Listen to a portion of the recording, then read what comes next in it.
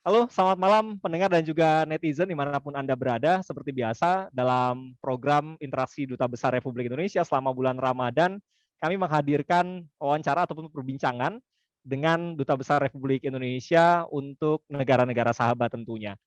Nah, di malam ini Anda mungkin ingin tahu ya, seperti apa sih sebetulnya suasana di bulan Ramadan di kota Moskow, di tempat Kedutaan Besar Republik Indonesia yang ada di Rusia.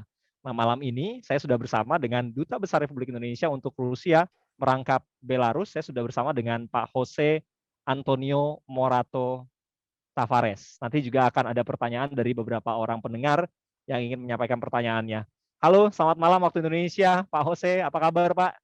Selamat malam, apa kabar Pak Bari ya, Pak Bari Dengan dengan Beri Hamzah, Pak, di studio, Pak. Beri Hamzah, sorry ya Pak Beri. Sehat-sehat, Pak ya. Ya, Di tengah pandemi tetap harus selalu sehat ya, Pak Jose. betul. Kita semua harus tetap sehat ini Pak. Kita harapkan juga teman-teman di Indonesia sehat-sehat selalu. Kami di Rusia, ya Ya, Rusia sehat semua ini kebetulan. Syukur, amin. alhamdulillah nih. Alhamdulillah. Pak, bisa diceritakan terlebih dahulu, Pak, jalinan hubungan ya antara Rusia dengan Indonesia, diplomatiknya itu terbangun sejak kapan sih sebetulnya? Ya, hubungan diplomatik Indonesia dan Rusia itu udah terbangun cukup lama. Sekitar 71 tahun sudah hubungan diplomatik antara kedua negara, hubungan yang sangat erat dibangun zaman itu oleh Presiden Soekarno.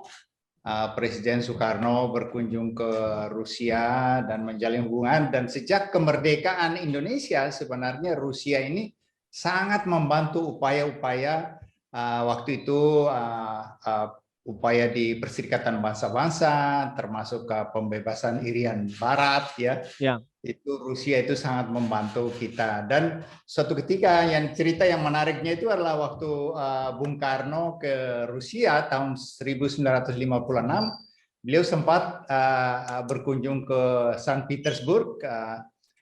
Waktu itu Leningrad ya, beliau berkunjung sana dan dari kejauhan lihat ada gedung yang mirip dan masjid. Terus beliau mau ke sana. Tentu saja kalau kita mau ke masjid atau mau ke tempat ibadah, maunya beribadah, mau sholat atau. Tapi Ya. sampai di sana ternyata sudah bukan masjid lagi, udah dialihfungsikan zaman itu menjadi gudang. Jadi kemudian beliau meminta Perdana Menteri Nikita Khrushchev zaman itu, zaman Uni Soviet ya, untuk kemudian mengembalikan fungsinya menjadi masjid. Makanya sampai saat ini namanya itu Bung Karno sangat harum di antara para umat yang terus menggunakan masjid biru tersebut di Saint Petersburg. Ada historical tersendiri memang ya, nostalgia Betul. antara pemerintah kita dengan pemerintah Rusia, Pak ya. Ya, betul sekali Pak. Tapi saat ini bagaimana sih Pak sebetulnya kondisi di Rusia ya?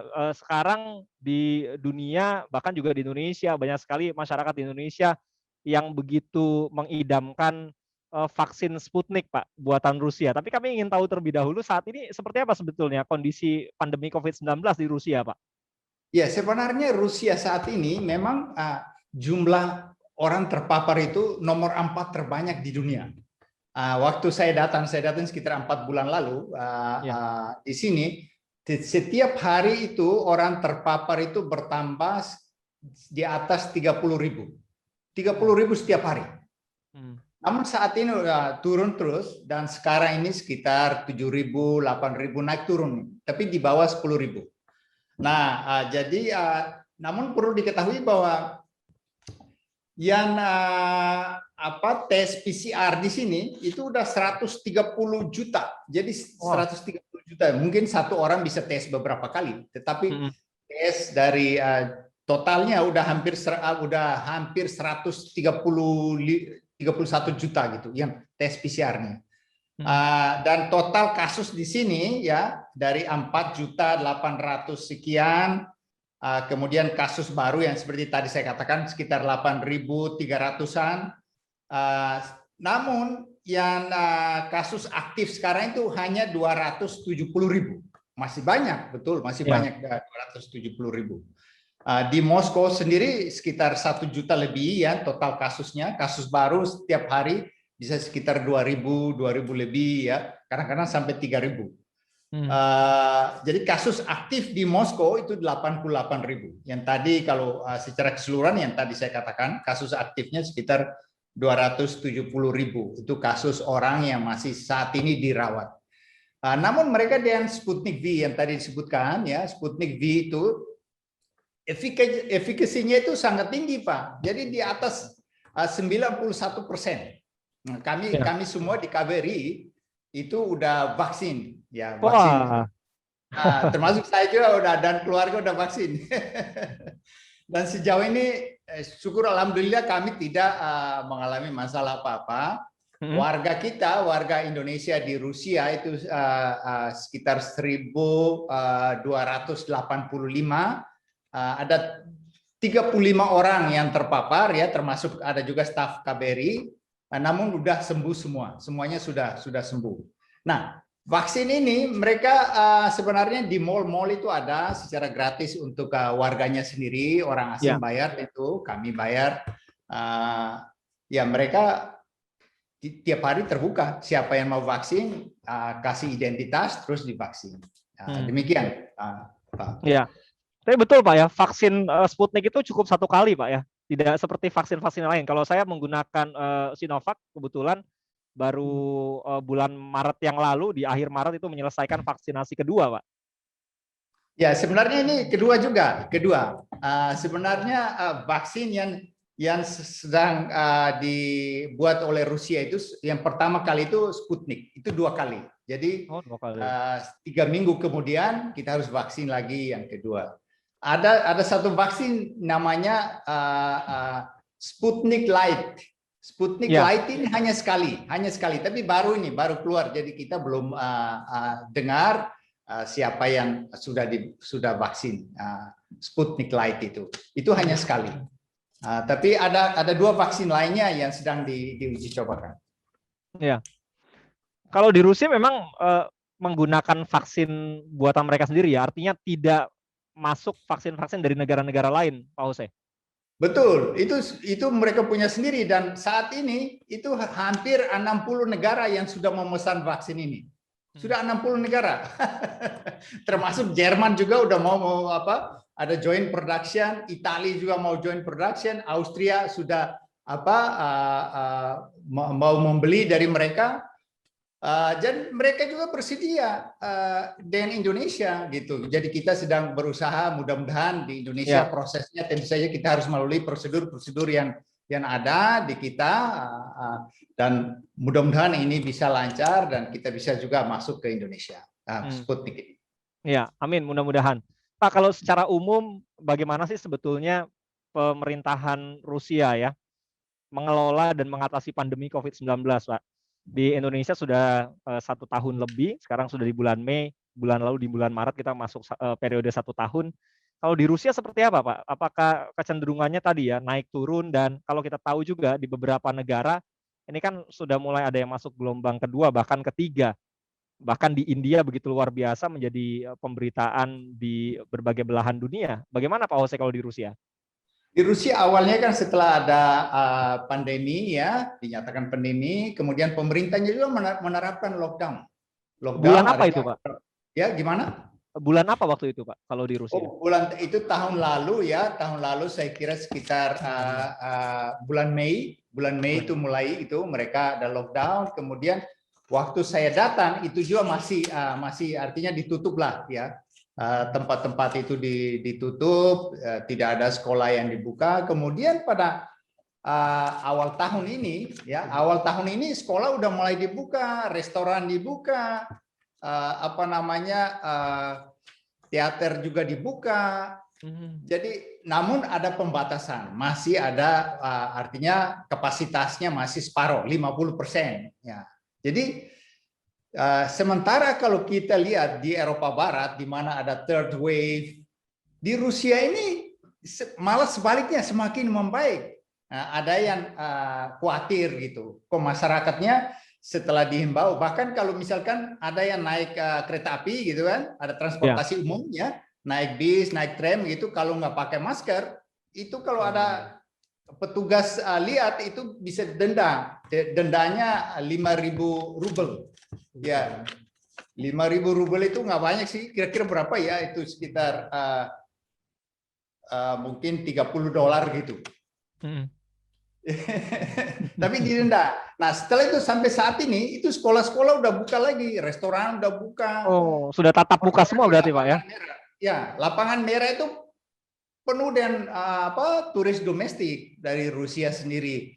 Dan saya perhatikan lebih dari separuh itu kok bandel gitu, nggak pakai masker. Nah, itu makanya pemerintah setempat ya, pemerintah di Moskow ini mulai tanggal 1 Mei ini sampai tanggal 10 itu dia melakukan libur ke menerapkan hari libur ke kantor-kantor pemerintah. Jadi semuanya libur selama 10 hari dengan harapan yang sekarang 8.000 setiap hari bisa turun lagi gitu.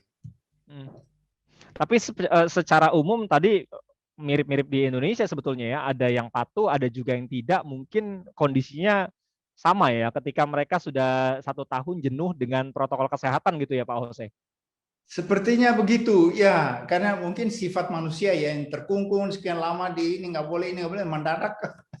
Jadi capek dengan kungkungan ini, jadi akhirnya agak bandel. Nah, tapi ada warning juga, hati-hati nih, kita sudah baik ini jangan sampai naik lagi. Itu ada warning dari pemerintah dia juga. Makanya dikasih libur selama 10 hari ini dengan harapan masyarakatnya juga lebih hati-hati gitu kan, dan juga mengurangi orang yang berlalu lalang di kota gitu, dan menggunakan transportasi umum dan lain sebagainya.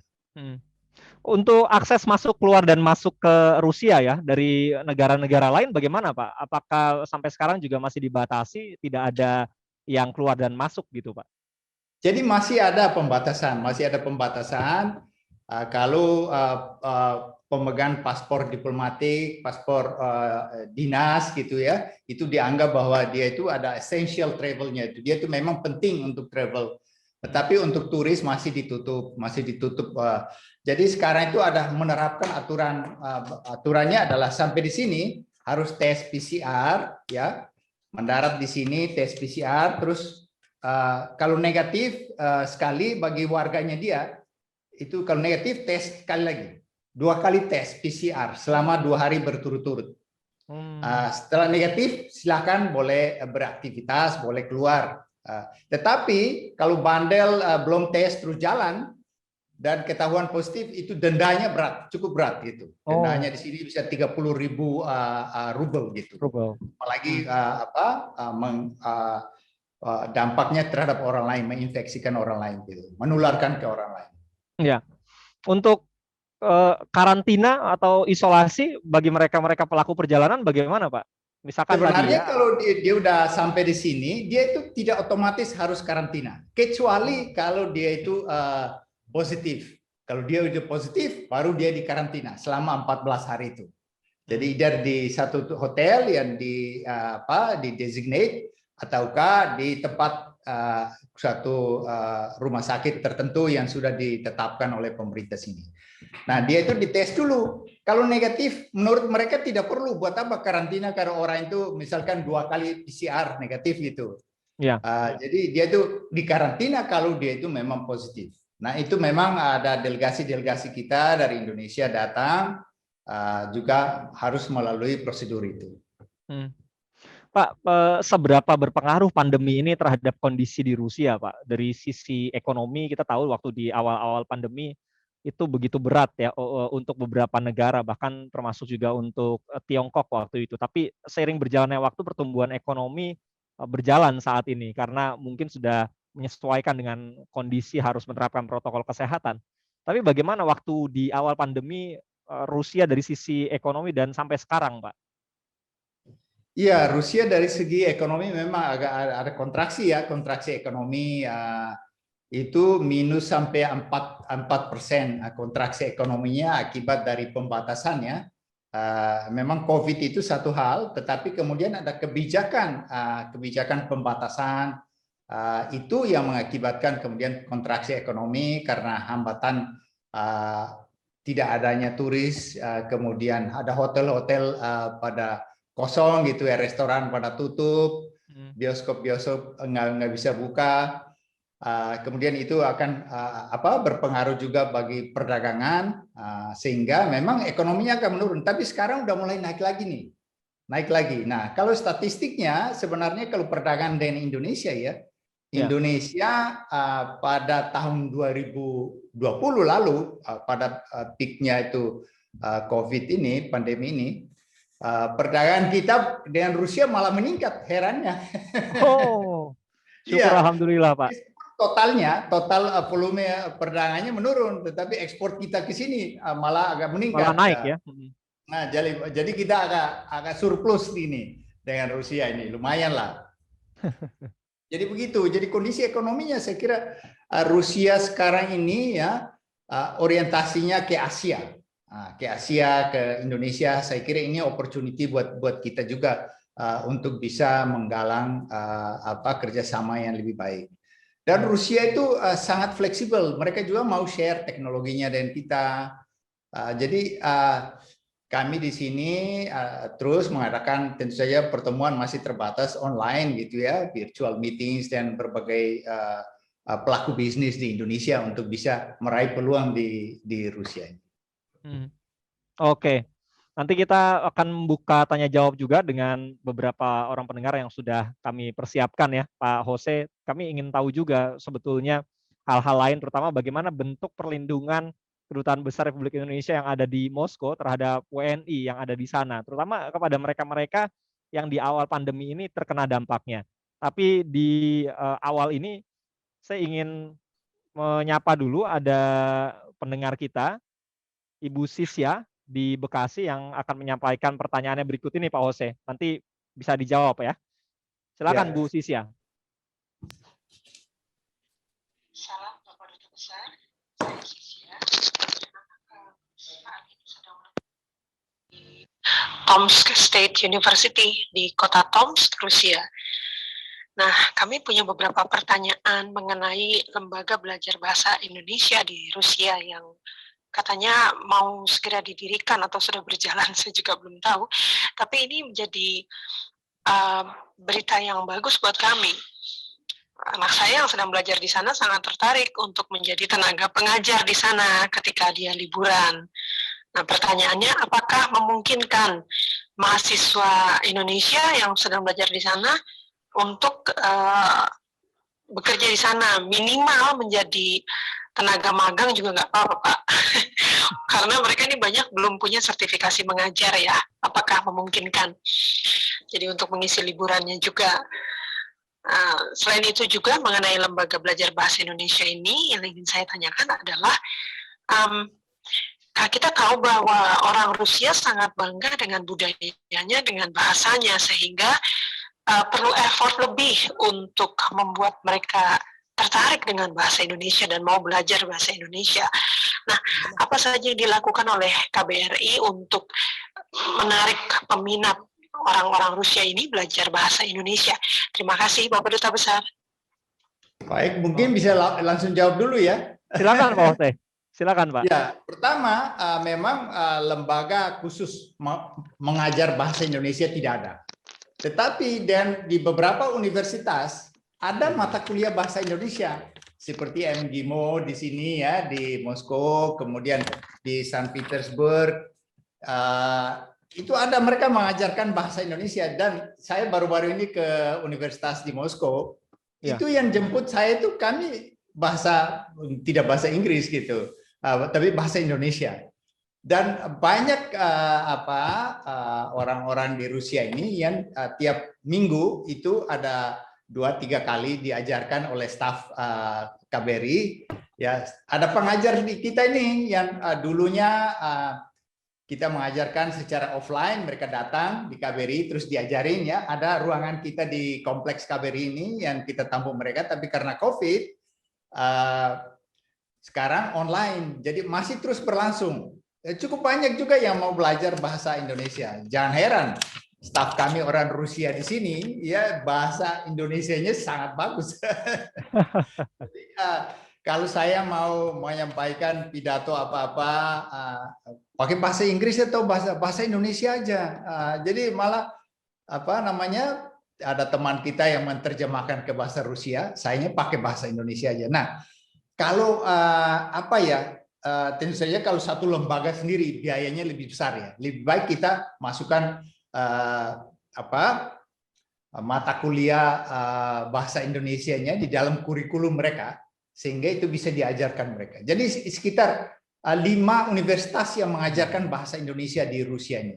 Nah, ini kita terus mempertahankan. Saya kira itu sesuai juga dengan kebijakan Rusia yang look east policy katanya.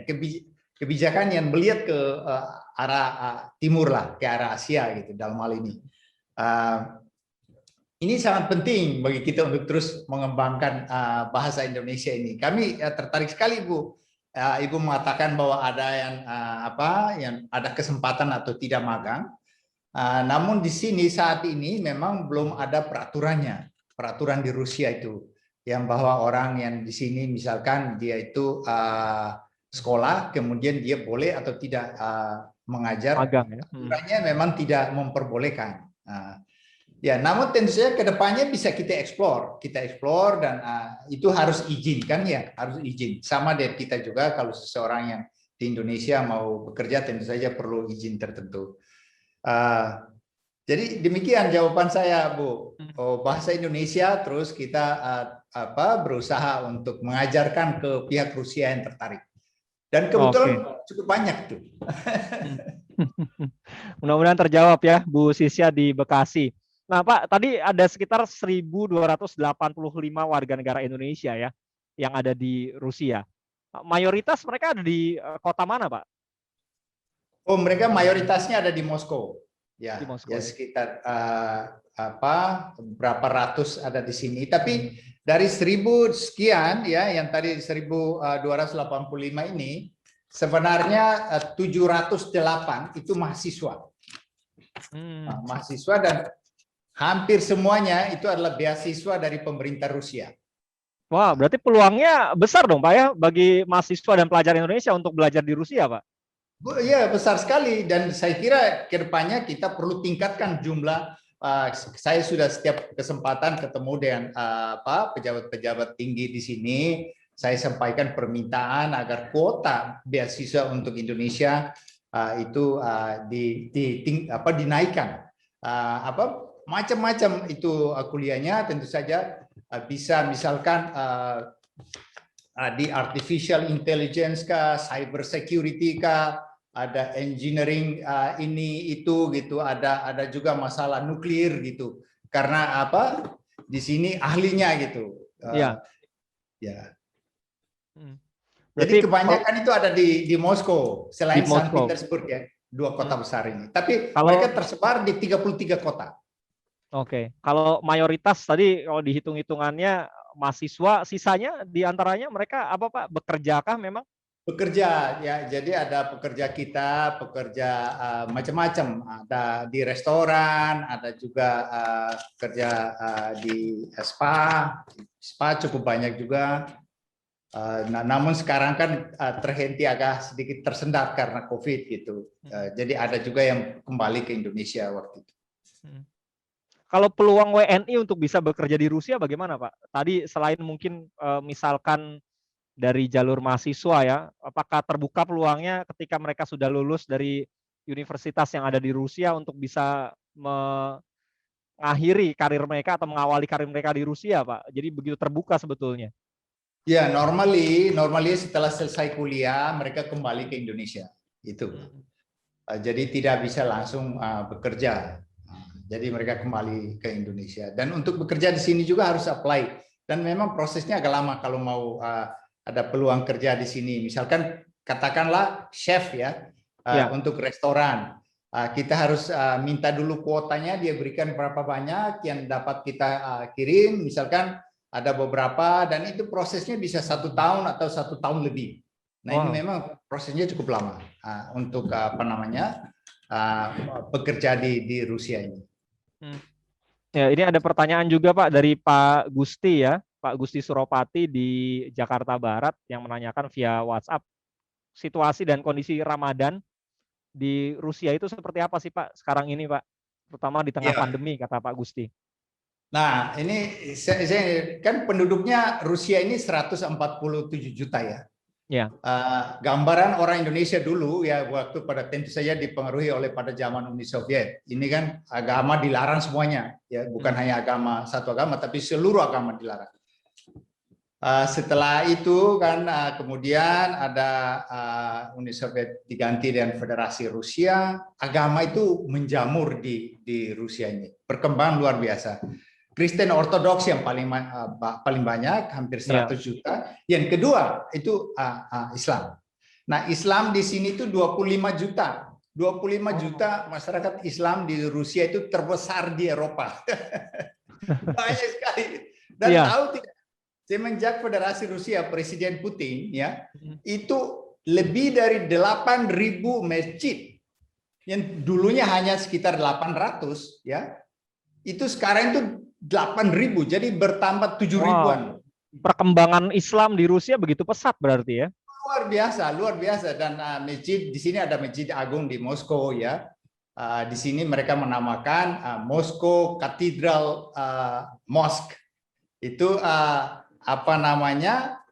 diresmikan oleh Presiden Putin pada tahun 2015. Meskipun ini bangunnya udah lama, tapi mereka renovasi terus diresmikan lagi.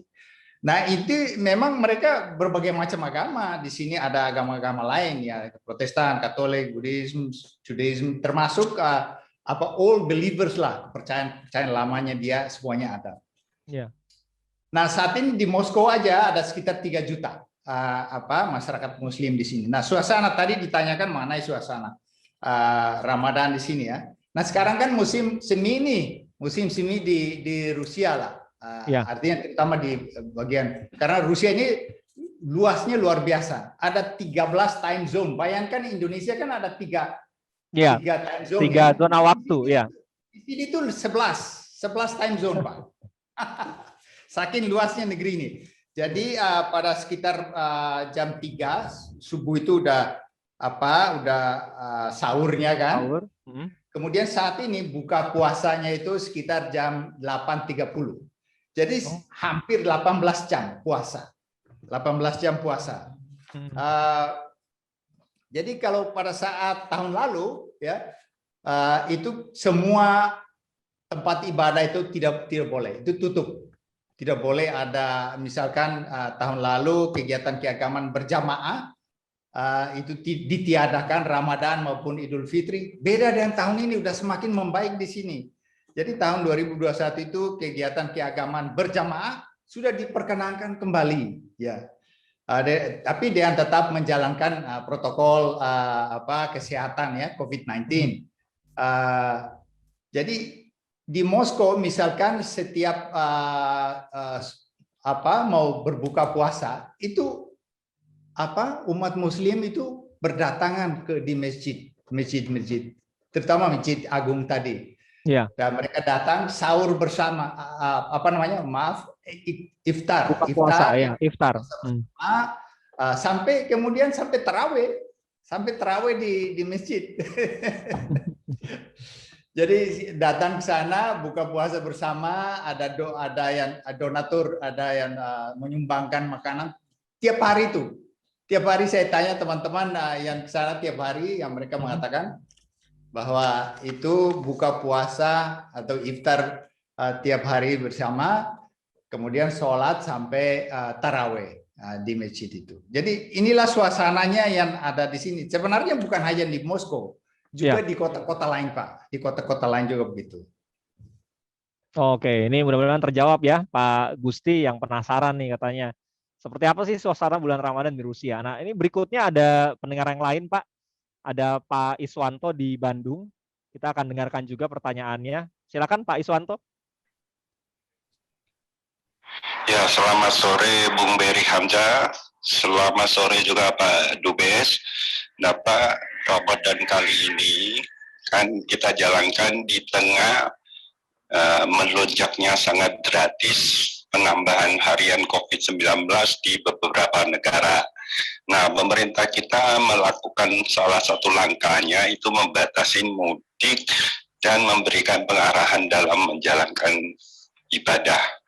Nah, yang mau saya tanyakan Pak, bagaimana masyarakat kita di Rusia sana ya dalam menjalankan ibadah di bulan suci ini dalam kaitannya dengan COVID-19 dan apa yang dilakukan kedutaan dalam memantau ataupun mengarahkan masyarakat kita di sana. Itu satu Pak.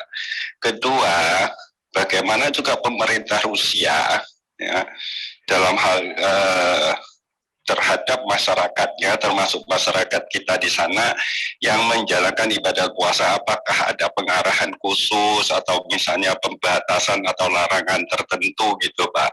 Nah itu saja Pak, selamat sore, Assalamualaikum. Baik, terima kasih untuk Pak Iswanto ya di Bandung. Silakan Pak Ose bisa langsung ditanggapi Pak. Ya, terima kasih Pak Iswanto. Jadi di sini memang seperti kami tadi sampaikan bahwa sejak awal tahun ini kemudian ada tempat-tempat ibadah juga dibuka, tempat-tempat lain ya termasuk tempat ibadah juga dibuka kembali dengan pembatasan tidak full. Jadi kalau ke masjid itu sudah ada tandanya, seseorang berdoanya di sini, sholatnya di sini, ada jarak yang sudah diatur gitu, ada jarak yang sudah diatur dan himbauannya adalah selain jaga jarak ini juga pakai masker gitu. Jadi ini yang disampaikan oleh pemerintah setempat. Tentu saja pemerintah setempat juga menghimbau agar masyarakat di sini itu vaksin. Itu disampaikan sendiri oleh presidennya tuh, Presiden Putin menyampaikan itu. Ya. Jadi itu more or less. Nah, apakah yang kami lakukan? Kami lakukan terus sampaikan himbauan tetap dengan disiplin, taati himbauan pemerintah setempat ini ya. Ini karena arahan dari pusat dari Jakarta maupun dari kami sendiri melihat bahwa ada bahayanya kalau kita tidak mentaati, itu bisa tertular. Jadi kami juga menyampaikan hal yang sama, sekali lagi menghimbau agar masyarakat kita bisa mentaati aturan. Kami juga membagi, ada berbagai kesempatan kasih masker ke teman-teman untuk bisa menggunakannya.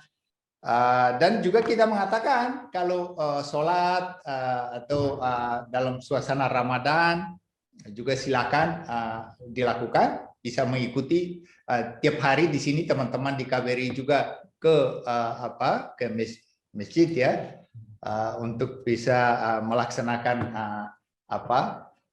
ibadahnya di sana gitu. Jadi dengan tetap menjalankan protokol kesehatan, itu aja kuncinya. Oke, Pak Iswanto di Bandung. Nah, berikutnya ini ada Ibu Nila di Surabaya. Saya sudah mendengar banyak cerita juga sebetulnya dari Ibu Nila, tapi lengkapnya seperti ini, Pak. Silakan, Bu Nila. Selamat sore, Pak Dubes, dan selamat sore, Bung Berry. Saya pengen nanya nih, ikut nimbrung. Dulu, agak lama juga sih, saya pernah ikut teman ke Rusia, tapi cuma sebentar doang. Lalu saya memiliki atau saya diberi oleh orang Rusia oleh-oleh boneka yang bagus banget. Dari uniknya, dari yang ukuran kecil sampai ke ukuran yang besar, mereka kerjakan dengan bagus, dan boneka itu dari kayu. Ini saya kirimkan fotonya ya, supaya Pak Dubes bisa lihat. Apakah karya ini itu masih ada saat ini?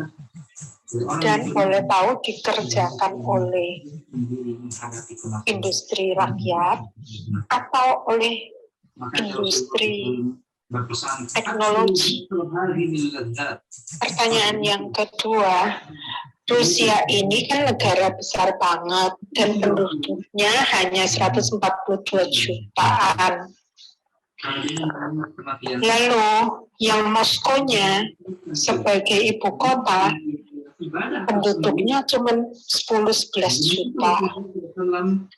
Pertanyaan saya, apakah rumah-rumah di sana itu lebih murah daripada di tempat kita? Karena kan buminya luas banget, bahkan 2 kali negara China, 2 kali Kanada, 2 kali Amerika. Berarti luas banget kan? Nah, artinya apakah kita kalau menetap di sana rumahnya itu gede-gede banget, asli rumahnya gede-gede banget, dan pertaniannya bagus karena kan tanahnya luas. Apa benar seperti itu? Lalu pertanyaan saya yang ketiga, yang terakhir deh, daripada nanti waktunya saya borong semua. Karena saya kepengen ke sana lagi gitu ya. Siberia itu tanpa pohon. Yang mana karena iklimnya iklim thunder. Pertanyaan saya, gimana ya rasanya apabila saat summer? Lalu boleh tahu ekonomi yang kita bisa kerjakan, karena dulu yang saya tahu teman saya kirimnya barang-barang makanan dari sini.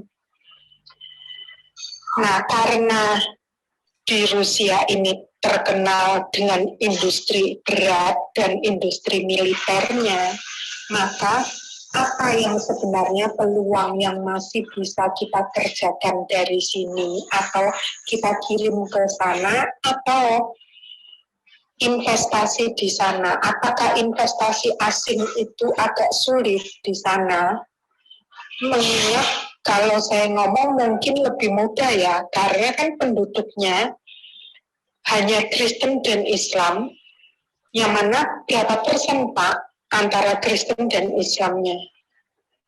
Jadi kan nggak ribet gitu politiknya. Makasih. Oke, itu tadi Ibu Nila di Surabaya. Banyak nih Pak pertanyaannya Pak.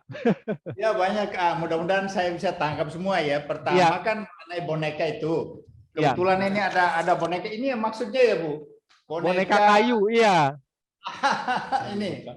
Apa? Ada yang ukurannya kecil juga Pak ya.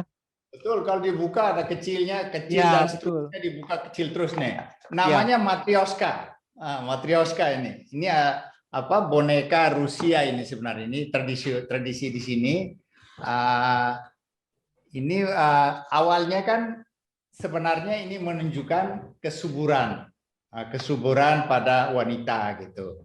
Tapi sekarang kan berkembang macam-macam. Bisa ada yang kecil, ada yang besar, bahkan ada yang dibuat seperti rumah dengan bentuk Matryoshka ini. Kalau ditanya tadi apakah ini industri besar atau kecil, ya ada industri besar dan industri kecil juga. Di sini di luar kota ada kota yang namanya Sergei Posad, itu dekat Moskow, itu pusat kerajinannya itu, kayak kerajinan tangan, apa orang buat ya. Ada tentu saja dibantu oleh alat-alat tertentu gitu untuk buat itu, kemudian mereka paint sendiri dan berbagai macam warna-warni yang sangat menarik itu. Nah, nanti kalau suatu ketika kalau Ibu Nila ke sini bisa berkunjung itu ke sana untuk bisa melihat. Kemudian pertanyaan yang kedua mengenai rumah ya. Iya, betul Pak. Ya, rumah ini sebenarnya kalau di Rusia meskipun luas tanahnya, sebenarnya ini Rusia ini terluas di dunia dari sekitar 17 juta kilometer persegi. Rusia ini luas negaranya nyaris setengah lingkaran dunia itu. Jadi meskipun seluas ini rumah-rumahnya tetap mahal, tergantung di mana ya. Kalau di Moskow mahal. Dan standar di sini per kapita income-nya juga cukup tinggi itu, sekitar 11,5 ribu US dollar lah. Nah, kan kita kan sekitar 4 ribuan ya. Jadi dia di 11.000, dia itu adalah ekonomi terbesar ke-11 di dunia. Nah, kalau ditanya di sini apa murah atau mahal, di sini menurut saya cukup mahal itu. Tapi kalau tentu saja keluar ya ke desa-desa itu harganya bervariasi. Tentu saja lebih murah kalau di luar kota. Nah, biasanya kalau di dalam kota, teman-teman yang dari Indonesia itu di apartemen lah, lebih manageable, lebih murah. Jadi tinggalnya di apartemen dan lumayan banyak pilihan. Kalau dibandingkan dengan Eropa Barat, tentu saja Eropa Barat lebih mahal ya. Tapi di sini kalau apartemen sih oke lah, relatif oke, relatif murah lah, gitu. Tentu saja kalau beli harganya lain lagi. Ya standar mahal atau murahnya itu tergantung kita ambilnya di mana, dari mana itu. Nah, kemudian yang pertanyaan yang ketiga mengenai Siberia ya. Ya. Siberia itu saya juga baru 4 bulan, jadi belum sempat jalan, apalagi zaman COVID kayak gini ya. Namun saya juga pingin ke sana. Kalau musim dingin itu bisa minus sampai 60 derajat Celcius. Wow, dingin sekali, Pak. Ini luar biasa tuh. Luar biasa. Jadi, life threatening lah kalau ke sana. Nah, kalau musim panasnya bagaimana? Saya kira ya turun lah. Dia itu misalkan kayak di Moskow ini ya. Moskow ini sekarang musim semi itu masih bisa 5 derajat, kadang-kadang sekitar 10 atau belasan. Jadi bervariasi setiap hari. Tetap saja untuk kita warga negara Indonesia itu dingin sekali, Pak. Sangat dingin, Pak. Jadi kami di sini jalan itu masih pakai jaket, meskipun orang sini kan ada yang udah celana pendek gitu. Iya. Apa ya? Mungkin itu kali ya pertanyaannya ya. Ada yang saya soal ekonomi tadi, Pak. Apa sih peluang yang bisa dikerjakan ya? Misalkan ada pengusaha atau eksportir Indonesia yang bisa menjual produk-produknya ke Rusia. Apa yang diminati dari Rusia dari Indonesia, Pak? Ya, sebenarnya sih kalau dari segi produk ya, 10 produk yang terbesar yang selama ini kita ekspor ke Rusia, antara lain kan ada kelapa sawit ya, itu yang terbesar. Nah, kita misalkan tahun 2020 aja itu nilainya itu sekitar 739 juta US dollar. Jadi 739 juta US dollar, besar sekali itu. Besar sekali. Dan kemudian karet juga termasuk yang sangat besar, hampir 100 juta US dollar kita jual ke sini tahun lalu. Kemudian kopra juga, kopra kelapa ya, kopra. Bukan yang kernel kan, itu 11 juta. Jadi kopranya aja 11 juta. Dan masih ada peluang lebih besar lagi. Nah, kalau dihitung dengan palm kernel, ada palm kernel sekitar 77 juta US dollar gitu. Yang tahun lalu kita jual ke sini. Kita juga jual sepatu gitu ya.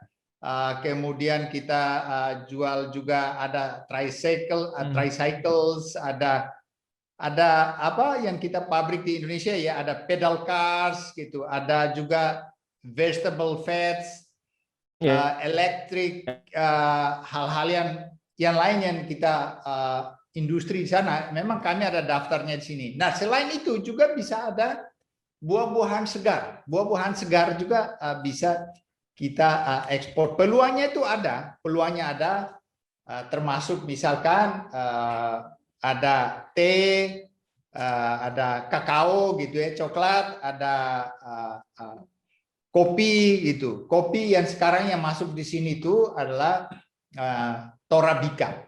Torabika itu setiap bulan itu 35 kontainer yang dikirimkan oleh perusahaan di Indonesia masuk ke Rusia. Setiap tahun itu hampir 500 kontainer masuk Rusia. Memang minat masyarakat Rusia terhadap kopi begitu besar, Pak ya? Karena iklimnya mereka mungkin. Besar ya. Jadi minatnya besar dan kita juga harus bersaing dengan negara-negara lain. Dan kita terus mempromosikan itu. Jadi banyak sekali memang minatnya masyarakat sini yang terus kita explore, dan misalkan nyaris setiap minggu kami adakan virtual meeting dengan pelaku bisnis di Indonesia. Tadi pagi saya misalkan mengadakan virtual meeting dengan pelaku bisnis mengenai di sektor minuman dan makanan Indonesia gitu. Yang kita harapkan dapat lebih banyak meningkatkan peluang atau memasukkan produknya ke pasar Rusia. Nah, kalau investasi Pak dari Rusia ke Indonesia, apa sih Pak yang diminati para investor Rusia ya ke Indonesia? Karena kita tahu saat ini kan Presiden Jokowi apalagi baru ada kementerian baru nih Pak, Kementerian Investasi ya. Apa sebetulnya peluang yang bisa dibawa dari Rusia ke Indonesia? Tentu untuk meningkatkan nilai jual kita juga ya di mata asing, terutama di Rusia. Apa yang diminati? Dan harus seperti apa kira-kira kita dalam menghadapi atau menjaring mereka-mereka dari Rusia supaya bisa masuk ke Indonesia? Iya, memang kalau investasi sebelum pandemi tahun 2019 itu sekitar 18,4 juta US dollar. Ya, agak putus-putus sepertinya ya. Menginvestasikan itu. Kemudian turun ini karena pandemi ya, turun. Minat yang sekarang ini ada, terutama farmasi. Farmasi itu banyak sekali yang mau kerjasama, mau investasi di bidang farmasi di Indonesia. Dan sebelumnya ada di bidang misalkan perhotelan. Jadi hotel itu banyak yang mereka mau berkecimpung di situ. Ada yang kemudian terhenti karena COVID, karena kan nggak ada lagi turisnya yang bergerak, semua pesawat semua kan ada restriksi ya. Jadi memang ada beberapa proyek yang terhenti. Sekarang kita menawarkan ini, kebetulan ada hotel kita di Bali kan banyak yang kosong dan banyak yang nggak bisa beroperasi. Kita bilang ke teman-teman di sini yang pengusaha-pengusaha di sini, daripada you susah payah bangun ya, kenapa you tidak beli aja lah? You beli aja mungkin beberapa atau join dengan para pemilik di Indonesia. Hotel-hotel di Bali itu bisa. Nah, kita terus mempromosikan itu. Tapi kan saat pandemi gini kan masih wait and see ya, banyak yang tidak mau buru-buru. Kapan sih sebenarnya pandemi ini akan berlalu masih merupakan tanda tanya. Dan juga barangkali Bapak Ibu sekarang mendengar mengenai proyek Rosneft dan Pertamina di Tuban. Itu besar sekali tuh. Iya. Sekitar 17 sampai 18 miliar dolar itu. Itu sedang dalam proses. Jadi mereka juga siap untuk bergerak di berbagai bidang. Jadi kita terus menawarkan, Pak. Tentu saja kita lihat peluang. Nah, kemarin mengenai investasi ini, kan Indonesia sudah ada Sovereign Wealth Fund itu INA ya, Indonesian Investment Authority yang sudah dibentuk juga oleh Bapak Presiden, dan kami sudah gabungkan mereka dengan Sovereign Wealth Fund-nya di Rusia, namanya Russian Direct Investment Fund. Dua-duanya mempunyai peranan yang sama dan mereka lebih dulu dibentuk sekitar 11 tahun yang lalu. Sudah kami secara Zoom ya, secara virtual sudah menghubungkan, ada ketertarikan untuk bekerja sama. Jadi karena mereka sudah mengenal sudah terkoneksi satu sama lain, sekarang silakan melanjutkan apa yang merupakan ekspertis dari mereka, dan mereka yang tahunya persis di mana sih bidang-bidang itu. Di KBRI kita terus memfasilitasi demikian. Karena ada juga seperti Bapak tadi bilang, ada Kementerian untuk Investasi, kami siap kalau ada misalkan kalau ada investasinya di bidang ini, rinciannya di mana, lokasinya, berapa besaran investasinya. Jadi kita membutuhkan semacam proyek apa ini, di mana letaknya, besarnya gimana, kondisi lahan bagaimana. Nah ini yang seperti ini. Tentu saja banyak variasinya ya soal investasi ini, Pak. Oke, baik. Ini ada pertanyaan terakhir Pak via WhatsApp ya dari Pak Arif di Serpong. Sepertinya anaknya akan mengenyam pendidikan di tahun depan di Rusia. Dia ini bertanya Pak soal apa sih yang kira-kira perlu dipersiapkan oleh anak saya yang akan menempuh pendidikan di Rusia, rencananya akan mendapatkan beasiswa di sana tahun depan, dan hal-hal apa saja yang harus dipersiapkan, terutama mungkin dari sisi kehidupan ya, pembiayaan seperti apa? Apalagi kalau jauh dari anak kan kita kadang-kadang khawatir, Pak.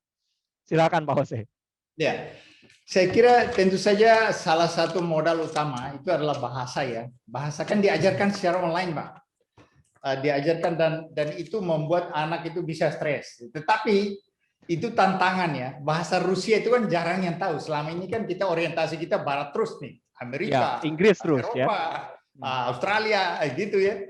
Tapi ini peluang yang luar biasa besarnya di Rusia ini. Jadi kalau tahu bahasa Rusia ini adalah plus plus plus karena jarangnya itu.